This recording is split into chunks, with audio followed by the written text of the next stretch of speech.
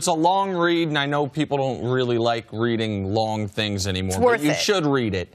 And once you read it and you look at the sequence in which the accounts were deactivated, what was said, once you hear from guys like Adrian Wojnarowski that a lot of these tweets are things that Colangelo has said publicly or privately in league circles, it is almost, to me, impossible to believe he was not operating these accounts. I know he's denying it. I do not believe his denial. I believe he was operating these accounts as the article lays out in great detail. So to me, it's very simple. This cost him his job. He was torching Joel Embiid. He torched the head coach at times. He was leaking, and I don't even know if it's legal to leak medical information about players. It's certainly unethical to leak medical information about players. This is a mistake you can't make. This is going nuclear in a way that there's no coming back from. So, I think for the Philadelphia perspective, it's a simple answer. This is his last day or one of his last days in charge of this basketball team. You can't have the things he said about Markelle Fultz and Joel Embiid out there, especially while he's promoting Ben Simmons, if for no other reason than it could create rifts there. To me, it's an untenable situation. Yeah, and it's a mistake is something that, an oversight, like it, maybe I send out a tweet and I sent it on First Things First account compared to sending it on Chris. Like, that's something right there that's easily explained. I wouldn't call this a mistake. When you have 5 accounts, when you release the type of information and the way it's played out, Okafor, as far as his injury with other teams, that he passed the physical, that type of information, we know, we've been involved in the sports world long enough to know that that's inside information. I'm not shocked that he got caught. I believe there's more people out there doing this. Just like we had the Kevin Durant thing, not only him having an account, I just believe that people are not happy with their life and they live these lives like that they want to make up. Like their life is not as important. His comments, all he had to do was have a reporter. He could have had a person that he released information to. People do it all the time in the national media. That could have been his person he could have fed information to if he wanted to do that. But the social media, I don't get it. I didn't get to Kevin Durant. I don't get this. He should definitely lose his job. And if he doesn't lose his job, if I'm Joel Embiid, if I'm Markelle Fultz, I don't know what my future looks like long term in Philadelphia, because that's not a guy that I can trust. That's not a guy that I want to control my basketball future. I know the players don't want to get involved in that, but there's a lot of holes here for Brian Colangelo that I believe that they can't answer. And just real quick, and it's not just that. I think the last point you made is an important one. Trust your basketball future.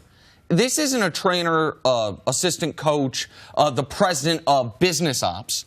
This is the guy, Jenna, that is in charge of who is and isn't on the team. Comings and goings. Yeah. He's supposed to have the highest basketball IQ in the building. So that's my biggest issue with it. If he's not fired, and we should mention that he did go to Joel Embiid and say, listen, man, I want you to know I didn't do this. And Joel said, I have to trust you because what other proof do I have otherwise?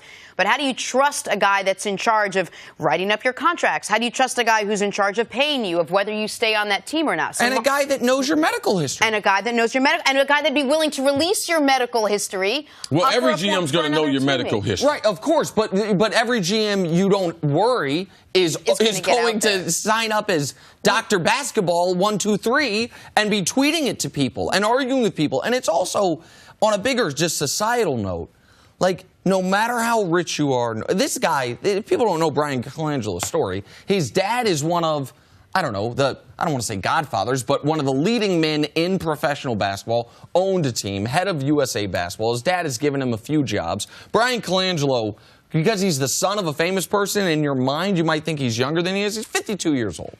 He's a grown man running a basketball team who was going online anonymously arguing with people, allegedly, about the shape of the collars of his dress shirts. Like who else would want to? All signs point to it being him. My question to you both is why?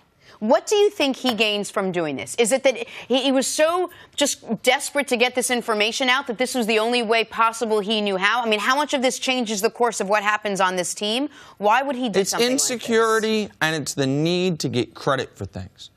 Sam Hinkie had become he was more popular in death than he was in life. You know what I mean, to use a metaphor.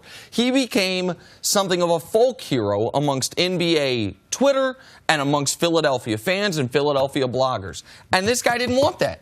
This guy wanted the credit. He wanted it to be known. No. I'm fixing his mistakes. That's why. Why is he releasing this about Jahlil Okafor? Oh, because that was a Hinkie pick. Why is he talking about the problems with Fultz being Fultz's own doing? Because that's his pick. And we didn't even mention this. One of these Twitter accounts, before they traded for the Celtics' #1 overall pick, tweeted out weeks before the exact trade Philly ended up doing. So he's also like leaking in for if another team in the league was onto this before the Ringer. They're like, you know what? This is Colangelo's Twitter. We're going to keep this to ourselves. They then had information that hurt Philadelphia's ability to compete. Yeah, I'm just not surprised. I mean, it's a lot of twisted people out there, and successful people are in that category. So I'm not surprised. I believe that Philadelphia should fire him immediately. And then if I'm on that team, then I feel better as far as going forward, because it's real. Markelle Fultz, he might not recover in a way. They still might trade him. All right? I mean, they might trade him somewhere this offseason. If they don't get LeBron and they want to try to improve that team, that's on the board to happen. So if I'm a player there, you know you're not going to feel comfortable until he's out of the building. All right. I'm sure we'll have more layers to this story. We'll see what happens to Colangelo before the day's end. Thanks for watching. Subscribe here to get the latest from the show. Also, be sure to check out more of the best clips from First Things First, or go watch a few segments from our other shows on FS1.